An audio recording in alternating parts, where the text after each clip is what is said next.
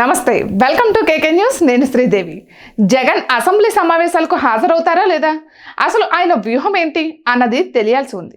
అయితే జగన్ అసెంబ్లీ సమావేశాలకు హాజరవుతారని వైసీపీ నేతలు ప్రకటించారు.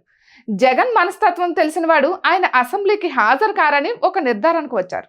కానీ అదే జరిగితే ప్రజల్లోకి ఒక తప్పుడు అభిప్రాయం ఏర్పడుతుందని జగన్ అభిప్రాయపడుతున్నారు. అందుకే అసెంబ్లీకి హాజరు కావాలని ఒక నిర్ణయానికి వచ్చినట్లు తెలుస్తోంది.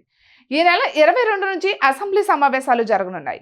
కూటమి ప్రభుత్వం అధికారంలోకి వచ్చిన తర్వాత అసెంబ్లీ సమావేశాలు జరగడం ఇది రెండోసారి.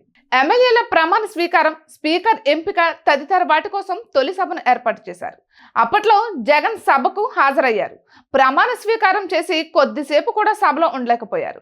అందుకే ఈసారి అసెంబ్లీకి హాజరవుతారా లేదా అన్న సస్పెన్స్ కొనసాగింది. కానీ దానికి తెరదించుతూ జగన్ హాజరు కావాలని నిర్ణయించుకోవడం విశేషం. ఇక ఇప్పటికే సభకు ప్రతిపక్ష హోదా ఇవ్వాలంటూ ఆయన నేరుగా స్పీకర్ అయ్యన్న పాత్రుడికి లేఖ కూడా రాశారు. కానీ ఎటువంటి సానుకూల నిర్ణయం రాలేదు. ప్రత్యేక హోదాపై ఎటువంటి ప్రకటన చేయలేదు. నిబంధనల ప్రకారం ఆయనకు సాధారణ ఎమ్మెల్యేగానే సభలో మాట్లాడేందుకు సమయం ఇస్తారు. కానీ నిబంధనలతో పని లేకుండా తమకు ఎక్కువ సమయం ఇవ్వడం లేదంటూ జగన్ ఆరోపణలు చేసే అవకాశం ఉంది. దీనిని అవకాశంగా మలుచుకుని జగన్ సభను బహిష్కరించే ఆలోచనలో ఉన్నారన్న అభిప్రాయాలు వ్యక్తమవుతున్నాయి.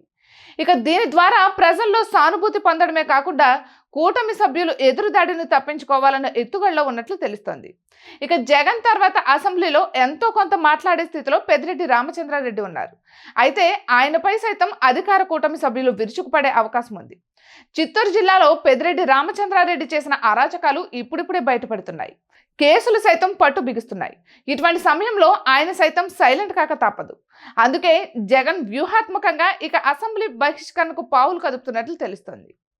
ఇక 2014లో విపక్షంలోకి వచ్చిన వైసీపీ అప్పట్లో కూడా అసెంబ్లీని బహిష్కరించింది.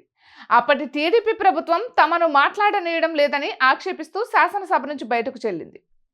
ఇక ఇప్పుడు కూడా అటువంటి ఎత్తుగడే చేస్తున్నట్లు తెలుస్తోంది. ఇటువంటి మరెన్నో వీడియోస్ కోసం కేకే న్యూస్ తెలుగు ఛానల్ని సబ్స్క్రైబ్ చేసుకోండి.